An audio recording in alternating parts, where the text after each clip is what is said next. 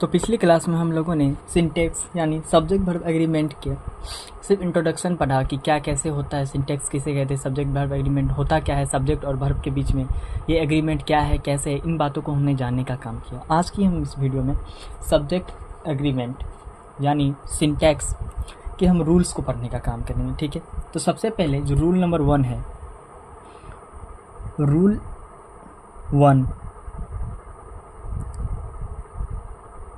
हम सबसे पहले पढ़ने का काम करेंगे। और रूल 1 क्या कहता है कि अगर रूल 1 का मतलब है कि noun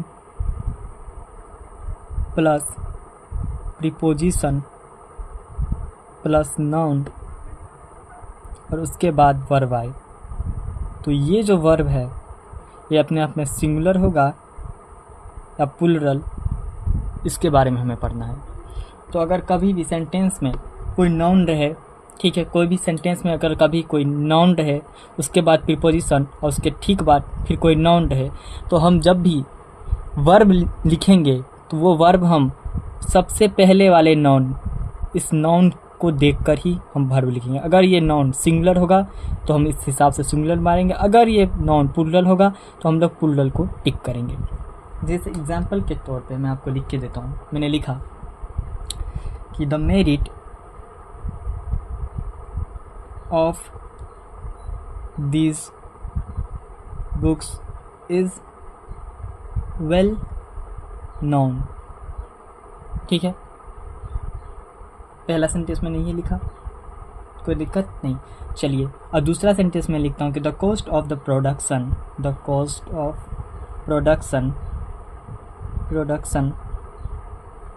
of consumer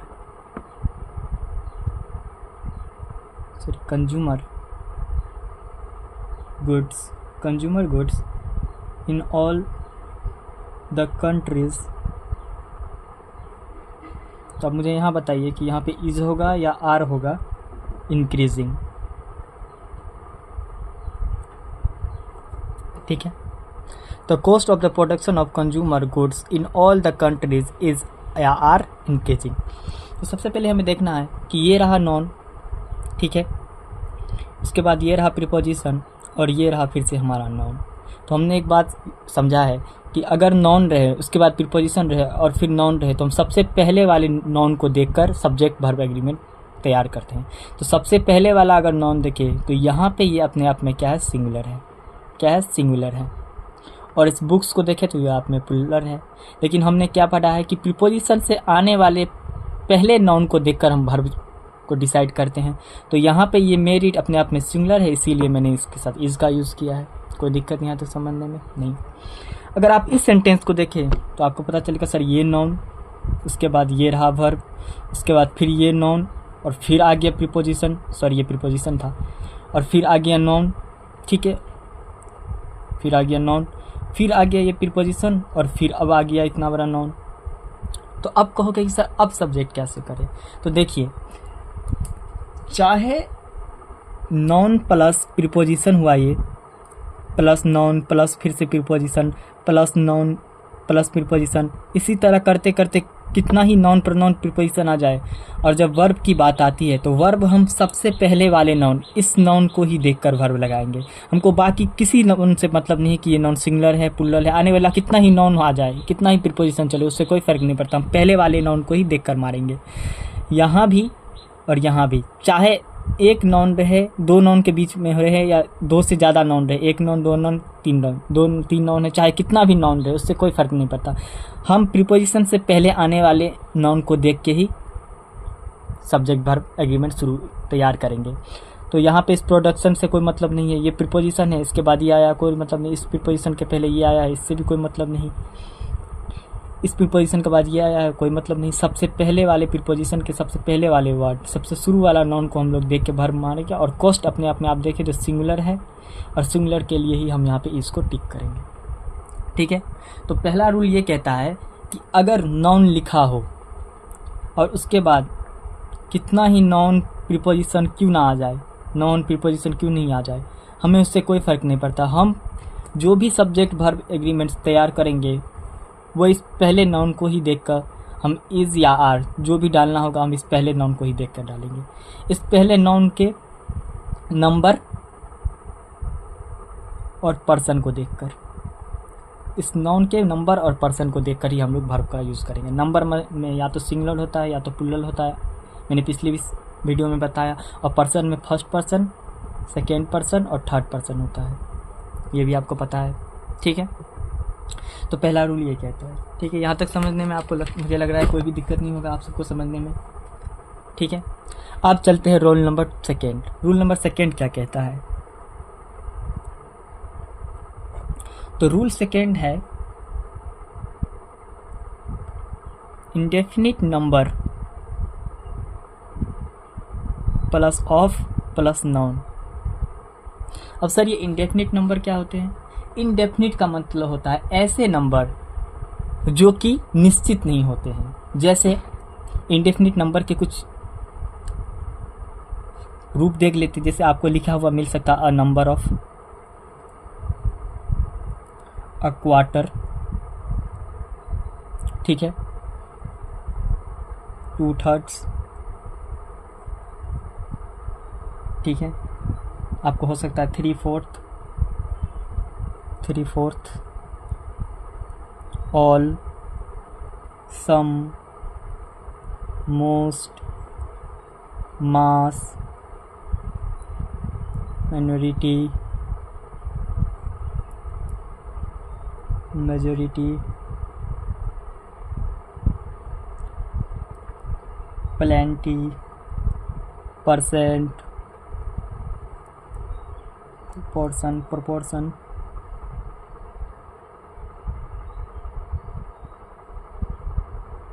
proportion, rest, remainder, half, heaps, lots, etcetera. और इसके बाद आपको ऑफ लिखा मिलेगा और फिर आपको नाउन लिखा मिलेगा। ठीक है, इस तरह से क्या बताया मैंने, ध्यान से देखिए। इंडेफिनिट नंबर रहेगा, ये नंबर्स आपको देखने को मिलेगा a number, a quarter, 2/3, 3/4, all, some, most, mass, minority, ठीक है, rest, remainder, half, heaps, lots, ये सब लिखा रहेगा। और इस इंडेफिनिट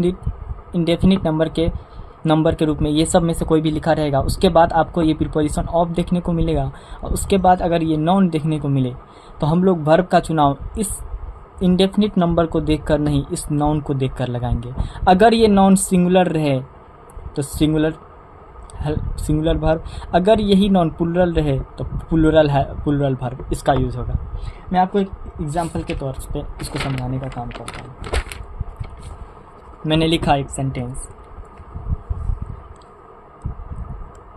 कि most of the students are poor. मैंने ये सेंटेंस लिखा, most of the students are poor. अब इस मोस्ट को देखते हैं तो आपको समझ आता है सर कि ये अपने आप में इंडेफिनिट नाउन है, इंडेफिनिट नंबर है। ठीक है, मैंने आपको लिस्ट बना दिया है, उसके हिसाब से ये मोस्ट अपने आप में इंडेफिनिट नंबर है। ठीक है, इसके बाद ये आ गया आपका ऑफ, प्रीपोजिशन ऑफ आ गया और उसके बाद ये आया स्टूडेंट्स। अब स्टूडेंट्स को अगर आप ध्यान से देखें तो ये अपने आप में है प्लूरल। अब प्लूरल के कारण ही हमने यहाँ पे इस आर को लिखा। तो इस मोस्ट से कोई फ़र्क नहीं पड़ता कि मोस्ट के बाद जो ये ऑफ के, मोस्ट के बाद ये ऑफ है, ऑफ के बाद जो ये नाउन जो आएगा उस नाउन के अकॉर्डिंग हम वर्ब को डालेंगे। अगर ये नाउन अपने आप में प्लूरल है तो हमने आर डाल दिया। अगर मैं इसके जगह पे एक सेंटेंस लिखता कि most of the work is to be done, मैंने एक सेंटेंस ये लिख दिया कि बहुत सारे काम करना अभी बाकी है। तो ये जो वर्क है, इस मोस्ट को देख के हम लोग वर्ब नहीं लगाएंगे। यहाँ पे इज़ क्यों आया? क्योंकि इस वर्क को देखकर, वर्क अपने आप में क्या है, अनकाउंटेबल नाउन है और अनकाउंटेबल नाउन अपने आप में सिंगुलर वर्ब लेता है, इसीलिए हम यहाँ पे इज़ का यूज़ करते हैं। यहाँ पे इस मोस्ट का कोई महत्व नहीं है। महत्व है कि मोस्ट के बाद ये ऑफ आता है, ऑफ के बाद जो ये नाउन आ रहा है, इस नाउन के अकॉर्डिंग हम लोग वर्ब का चुनाव करेंगे। तो ये नाउन अपने आप में अनकाउंटेबल नाउन है, अनकाउंटेबल नाउन अपने आप में अपने साथ सिंगुलर वर्ब लेता है, इसीलिए हमने यहाँ पे इसका यूज़ किया। और यहीं पे इस स्टूडेंट्स को देखें तो ये अपने आप में प्लूरल नाउन है, इसीलिए इसके साथ हमने आर का यूज़ किया। Is my point clear? यहाँ तक देखने में कोई दिक्कत, आपको समझने में कोई दिक्कत नहीं? ठीक है, यहाँ तक समझने में आपको कोई दिक्कत नहीं। अब कुछ इसके नोट्स लिख लेते हैं। नोट्स क्या है सर? तो आप देखिए, नोट्स समझने का काम करिए। नोट ए क्या बोलता है? नोट एक बोलता है कि अगर लॉट के बाद ऑफ ना होकर इस ऑफ के जगह अगर कोई इन्फिनिटिव आ जाए, इन्फिनिटिव आए, इन्फिनिटिव का मतलब होता है कि लॉट के बाद 2 + v1 आए, 2 + v1 अगर लिखा हुआ आए, तो हम लोग इसके लिए हम हमेशा सिंगुलर वर्ब रखते हैं, सिंगुलर वर्ब का यूज़ करते हैं, क्योंकि लॉट के बाद 2 + v1 आने से ये सिंगुलर नाउन की तरह काम करने लगता है, नाउन के बराबर हो जाता है। ठीक है ना? लॉट + 2 + v1 अगर आता है तो ये सिंगुलर नाउन के इक्विवेलेंट हो जाता है। मैं आपको एक एग्जांपल से समझाता हूँ। मैंने एक एग्जांपल लिखा कि देयर इज़ लॉट्स टू से, और फिर मैंने लिखा कि there is still lots to do. अगर आप इस सेंटेंस को ध्यान से देखें तो आपको समझ आता है कि ये लॉट्स हुआ, इसके बाद ये टू आया और ये फर्स्ट फॉर्म ऑफ वर्ब आया, इसीलिए हमने इसे सिंगुलर माना और सिंगुलर होने के कारण ही हमने यहाँ पे इज लगाया। यहाँ भी वही चीज़ है, ये लॉट्स है, लॉट्स के बाद ये अपने आप में टू और ये + v1 वर्ब का फर्स्ट फॉर्म है डू, जिसके कारण हमने इसे भी यहाँ पे सिंगुलर माना और इसके लिए हमने इस वर्ब का इज का यूज़ किया। ठीक है, अगर यहाँ पे इस टू के जगह पे हम अगर ये लिखते कि देयर इज़ या आर लॉट्स ऑफ पीपल, तो यहाँ पे आप क्या मार्क करोगे? तो यहाँ पे हमें मार्क करना पड़ेगा आर, क्योंकि यहाँ पे लॉट्स के बाद 2 + v1 नहीं, लॉट्स ऑफ है, और लॉट्स ऑफ अपने आप में मैंने बताया था, लॉट्स अपने आप में इनडेफिनिट नंबर, इसके बाद ऑफ आया, तो ऑफ आने के बाद जो इसके बाद जो ये नाउन होगा उस नाउन के अकॉर्डिंग वर्ब आएगा, और ये नाउन अपने आप में प्लूरल होता है, इसीलिए हम आर का यूज़ करेंगे।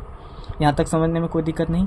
तो पहला नोट ये कहता है कि अगर लॉट लिखा हुआ हो और उसके बाद 2 + v1 लिखा हुआ रहे, तो इसके लिए हम हमेशा सिंगुलर वर्ब का ही यूज़ करते हैं। ये समझ आ गया? कोई दिक्कत नहीं। नोट 2 क्या कहता है? नोट बी क्या कहता है कि अगर द नंबर और द परसेंटेज लिखा हो और उसके बाद ऑफ और उसके बाद नाउन रहे, तो चाहे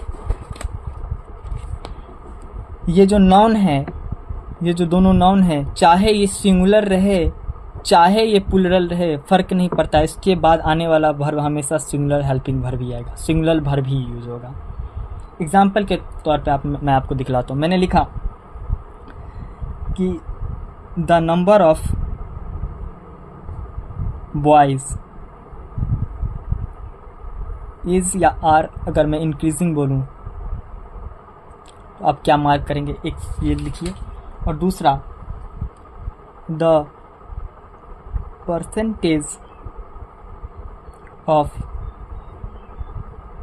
फेलियर्स इज़ लो, इज़ या आर।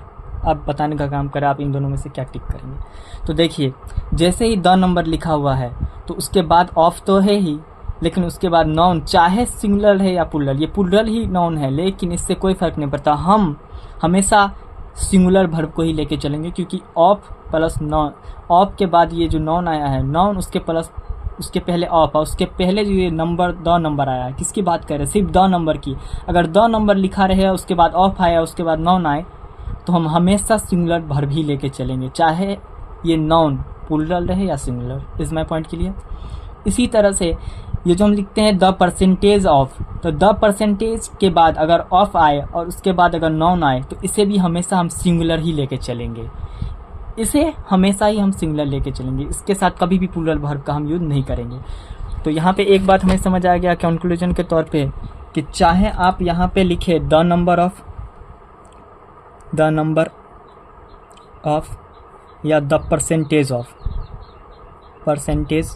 ऑफ, अब उसके बाद नॉन आपका रहेगा ही, उसके बाद आपका नॉन आएगा ही, इन दोनों के बाद ही हम इन दोनों के बाद द नंबर ऑफ के बाद नॉन आता है, इन दोनों के बाद हम सिंगुलर ही वर्ब लेंगे।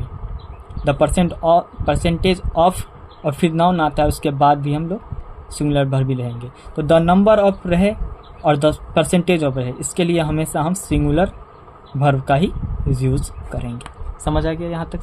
ठीक है, यहाँ तक समझने में कोई दिक्कत नहीं। तो मुझे लगता है कि आपको ये 2 रूल्स बहुत अच्छे से समझ आया होगा, और अगर कुछ दिक्कत होगी तो आप लोग कमेंट्स करिए। मैं धीरे धीरे इसके और भी rules, subject verb agreement syntax, जिसे हम लोग सिंटैक्स करते हैं, उसके और भी रूल आपको बताने का काम करूँगा। और I hope it help you a lot to your preparation. ठीक है, कोई भी आप तैयारी करो उसमें आपको ये मदद कर सके, मुझे आशा रहेगी। ठीक है, तो आज यहीं तक रहने देते हैं क्लास। ठीक है, थैंक यू वेरी मच।